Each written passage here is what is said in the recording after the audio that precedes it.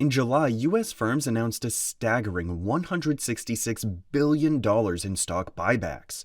That's the most for any July on record, shattering the previous peak of $88 billion set back in 2006. This flood of corporate cash has provided constant buying pressure for the stock market, acting as a catalyst for this bull run by absorbing selling pressure and pushing prices higher. But what if this massive surge in buybacks is actually a red flag, possibly signaling a peak before a major market top? What is a stock buyback? It's exactly what it sounds like, a company repurchasing its own shares from the open market. Fewer outstanding shares, higher earnings per share, and that often leads to a higher stock price. But it's also a vote of confidence. Companies tend to buy back shares when they're flush with cash, and companies have been hoarding growing amounts of cash over the past 25 years or so, and those cash holdings surged after the pandemic. So buybacks are often seen as a sign that a company is prospering, and it signals optimism about future growth. Otherwise, they'd likely squirrel that money away for a rainy day. But the big question today is, does this latest buyback surge signal genuine corporate confidence in future growth, or is it a short-term tactic to prop up stock prices while revenues stagnate? To answer that, we need to look at past buyback surges. First, the dot-com bubble. We all know the story. Tech hype inflated internet stock prices and Wall Street was taken in by it. As stock prices and profits soared, so did buybacks. This frenzy saw buybacks soar from under $10 billion in Q1 1994